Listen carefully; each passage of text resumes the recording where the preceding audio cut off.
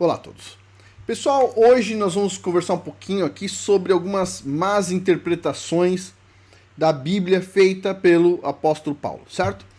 Então a pergunta é, o apóstolo Paulo era um mestre da Torá? Vai ter parte 1, parte 2, parte 3, porque ele fez muita confusão com muitas passagens da Bíblia e muitas pessoas sabem disso, não sou eu que estou falando, simplesmente eu estou pegando os estudos que os outros fizeram e estou traduzindo para o português, certo? Tipo assim, eu não sou um mestre da Bíblia, da Torá, eu simplesmente aprendo junto com vocês aqui também, porque eu estou traduzindo coisas do inglês para o português, só isso. Então vamos lá, vamos por partes aqui. Bom, vamos a um ponto de confusão aí do Paulo. Paulo diz que não existe nenhum homem justo, como podemos ver abaixo em Romanos, capítulo 3, versículos de 10 a 20, ok? Então vamos lá, diz assim, ó. Não há nenhum justo, não há sequer um. Não há um só que tenha inteligência, um só que busque a Deus. Extraviaram-se todos e todos se perverteram. Não há quem faça o bem, não há sequer um. Ninguém, não existe nenhum justo. Tudo bem. Essa parte em amarelinho aqui, na verdade ele tirou do Salmo 14, versículos 2 a 3, a gente vai ver, certo? Tudo bem. Aí ele continua. Romanos, hein, capítulo 3, versículos 10 a 20. Agora vai pegar outro salmo, vamos lá. Diz assim, ó. A sua garganta é um sepulcro aberto, com as suas línguas enganam, veneno de áspide está debaixo de seus lábios. Na verdade, essa frase aqui que ele está falando vem de Salmo 5, versículo 9 e Salmo 140, versículo 3. Ok. Próximo.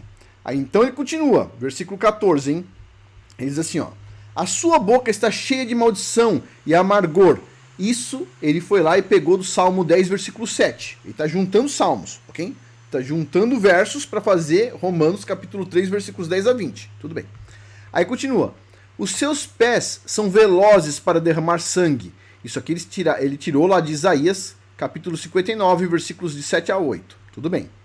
Há destruição e ruína nos seus caminhos, e não conhecem o caminho da paz. Não há temor a Deus diante de seus olhos. Essa parte aqui, ele tirou de Salmo 36, versículo 1. Aí continua. Ora, sabemos que tudo o que diz a lei, dilo aos que estão sujeitos à lei, para que toda boca fique fechada e que o mundo inteiro seja reconhecido culpado diante de Deus. Porquanto, pela observância da lei, nenhum homem será justificado diante dele, porque a lei se limita a dar conhecimento do pecado. Ok. Então, Paulo foi lá, pegou vários salmos, misturou tudo e fez lá o texto dele. Tudo bem. Essa passagem, então, de Romanos, capítulo 3, versículos 10 a 20, foi criada por Paulo usando o Salmo 14, versículos 2 a 3, certo? Depois, Salmo 5, versículo 9, Salmo 140, versículo 3, Salmo 10, versículo 7, Isaías 59, versículo 7 a 8 e Salmo 36, versículo 1, ok? Então, vem a pergunta.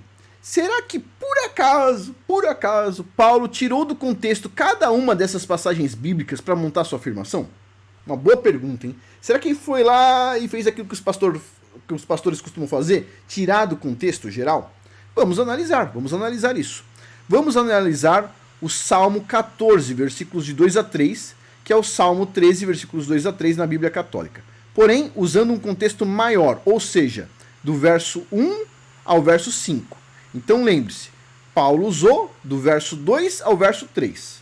Nós vamos ler o que tem antes e o que tem depois. Fácil, hein? O que tem antes e o que tem depois. Tem algum problema? Não. Então vamos lá. O verso que Paulo usou está aqui, ó. Yahweh do alto dos céus observa os filhos dos homens para ver se acaso existe alguém sensato que busca a Deus. Mas todos eles se extraviaram e se perverteram. Não há mais ninguém que faça o bem. Nenhum, nem mesmo um só. Mas está em Salmo, presta atenção. Vamos ver o que vem antes e o que vem depois? Para ver se Paulo tirou do contexto? Vamos ver? Vamos lá. Diz assim, ó. Ao mestre de canto, de Davi, diz o insensato em seu coração, não a Deus. Como é que é? Está falando do insensato. O insensato em seu coração diz que não a Deus. Ok. Corromperam-se os homens, sua conduta é abominável. Não há um só que faça o bem. Um só de quem? Dos insensatos que dizem em seu coração que não a Deus. Ok? Não há um só que faça bem. Aí depois vem, continua. Yahweh do alto do céu observa os filhos dos homens para ver se acaso existe alguém sensato que busca a Deus. Mas todos eles se extraviaram e se perverteram. Não há mais ninguém que faça o bem. Nenhum, nem mesmo um só. Não se emendarão esses obreiros do mal, que devoram meu povo, como quem come pão, não se cansam, não se emendam? Pois bem, eles que não invocam Yahweh, mas irão tremer de pavor, porque Deus está presente na companhia dos justos. Salmo 13, versículos de 1 a 5. Então vamos lá. Note que o contexto em que Paulo tirou o texto deixa claro que entre os insensatos que não acreditam no Criador, não há um só que faça o bem. O Criador não está falando de todas as pessoas, mas sim daqueles que não acreditam no Criador, os insensatos que não acreditam no Criador.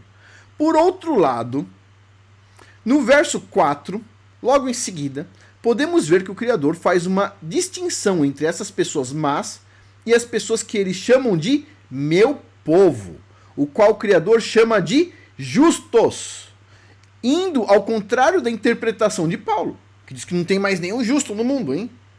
Está indo contra. Paulo tirou do contexto. Era um texto falando sobre pessoas que não acreditam em Deus. E aí ele vai lá e fala todo mundo. Ninguém acredita, tá vendo? Não, tá errado.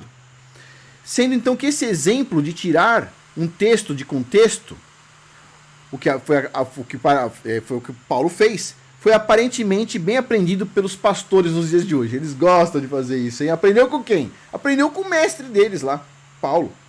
Então a afirmação de que não existe humano justo é incorreta. Existe humano justo.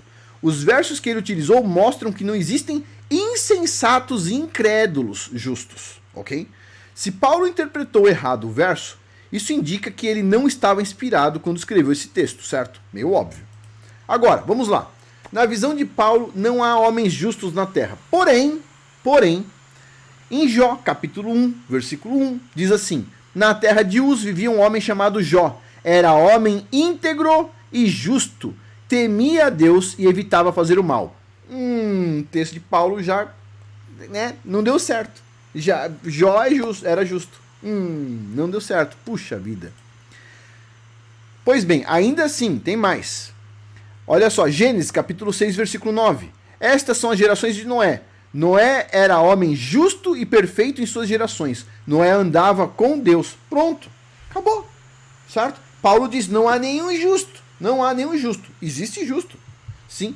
E outra, ele tirou o texto do contexto. Ele foi lá, pegou um salmo, arrancou o miolo dele lá, 2 versos, e esqueceu de falar o que vinha antes e o que vinha depois. E por que o vídeo de hoje chama parte 1? Porque Paulo fez isso muitas vezes. Ele tirou do contexto textos do que o pessoal chama de Antigo Testamento, ele tirou do contexto e aplicou erroneamente. Então, com certeza, ele não era um mestre da lei, que nem o pessoal fala, não, ele sabia tudo da Torá, aprendeu com Gamaliel. Pessoal, diz assim, que ele aprendeu aos pés de Gamaliel, e isso pode ser entendido como ele aprendeu segundo aquela doutrina, segundo aquele pensamento, não necessariamente com Gamaliel, mas isso é outro caso, é outra história, está dentro aí desse assunto, mas a gente conversa outro dia. O ponto é, ele tirou do contexto, portanto ele fez de forma incorreta, ele não analisou de forma correta. O Messias, por outro lado, a gente vai ver depois que a gente avaliar todos os erros de Paulo aí, o Messias, todos os versos que saíram da boca dele, falando do Antigo Testamento, ele falou perfeitamente dentro do contexto. Todos os versos que o Messias falou estavam perfeitos. O mestre da lei do Antigo Testamento é o Messias, não Paulo. Paulo, não entendia bulhufas pelo jeito. Porque, pessoal, desculpa, eu sou que nem vocês, eu sou um estudante que nem vocês. Eu vou lá, pego o texto. O cara vai lá, mostra todos os erros que Paulo cometeu, eu fico assim, o que ele tá falando é verdade, certo? O que eu posso fazer é traduzir do inglês para o português e ficar aqui recebendo pedrada, certo? Só sou o tradutor, mas mesmo assim eu vou receber pedrada. Paciência, pessoal, paciência. Agora, vamos lá. Lembrando a todos, eu estou fazendo a divulgação da área de membros de curso, porque eu estou colocando lá o curso Paulo, parte 1, Apóstolo ou Apóstata. O que eu estou falando para vocês aqui no YouTube, eu estou pegando as aulas que estão lá, estou dividindo elas em pedacinhos pequenininhos, certo? E falando um pouco aqui, colocando um pouco mais da minha opinião também, ao invés de só estar lendo o estudo e mostrando algumas coisas. Tem muita coisa lá, tem coisas a mais, mas eu estou tentando trazer o principal, o núcleo disso para vocês aqui no YouTube. Se você quiser assistir de forma organizada, tem lá o curso, eu estou cobrando, eu acho que é $18. É menos de R$90, certo? Quem quiser comprar esse curso. Quem não quiser só comprar esse curso, vai lá, se inscreve na área de membros, tem 46 cursos, custa, deixa eu ver aqui, ó, custa $11,90 por mês. Você se inscreveu hoje, se daqui 6 meses, 1 ano, 2 anos, 3 anos, o valor vai aumentando, porque cada vez tem mais curso lá. Se você se inscreveu com $11,90 e está lá dentro, não saiu, o que acontece? Daqui 2, 3 anos vai custar $50 por mês, ou 60, ou $99 por mês, você continua pagando $11,90. Não tem aumento. Não tem aumento. Quem entrou 2 anos atrás, quando tinha 7 cursos, continua pagando os $7 daquela época. Eu cobrei inicialmente $1 por curso. Tinha 7 cursos, $7 por mês. Hoje o pessoal que entrou com $7 continua pagando $7 e tem 46 cursos. Todo mês é um curso novo. Quem entrar agora com $11,90, $11,90 é uma pechincha por essa área de membros, ok? Vai lá, aproveita. Tem um monte de curso, pessoal. Um monte. Olha só. 46 cursos. Dá pra esposa assistir, pro marido assistir, pras crianças assistir. Ó, tem um curso aqui muito legal de cutelaria básica, aprendendo a fazer facas. Foi feito por um cuteleiro profissional, certo? Que vende umas facas assim, ó, coisa show de bola. E ele tá ensinando aí. Tem muito curso aqui, mas é muito curso mesmo, pessoal. Então vai lá, aproveita. E o curso de Paulo, certo? Apóstolo ou apóstata tá aqui, ó. Tá aqui. Você também pode assistir. Você não precisa, nesse caso, comprar ele. Você entra na área de membros, paga R$11,90 por mês, você consegue acessar o curso, consegue acessar outros cursos, como, por exemplo, o Segredo do Chás, ou o que for, ó, pensando em comunidades, pontos básicos, preparação de carne desidratada para snack. Vai lá, faz alguns cursos, aprenda alguma coisa que está bem estruturada, certo? Aproveita. Você fez o curso, você recebe certificado do curso, que você fez o curso. Então aproveita, é um ótimo investimento aí para toda a família, R$11,90 por mês. É como se fosse uma Netflix de curso, certo? Não tem a Netflix? Sempre está sendo produzido conteúdo? Aqui também é uma Netflix, só que é de curso. Não é Netflix para fazer na lavagem cerebral, mas é uma de cursos, ó. R$11,90 por mês, certo? Então vai lá e aproveita. Se inscreve aí, é uma boa oportunidade. Vai estar disponível até o dia 31 de dezembro. Depois eu fecho a área de membros de novo. Quando ela voltar, ela já volta com preço maior. Depois de uns 4, 5, 6 meses que eu abro lá, em geral para maio, abril, às vezes junho, depende. Eu abro 2 ou 3 vezes por ano. Então aproveita aí, ela está aberta já faz um tempinho. E ela vai estar aberta até o dia 31 de dezembro. Então aproveita. Por hoje é isso. Muito obrigado a todos aí pela atenção. Até mais.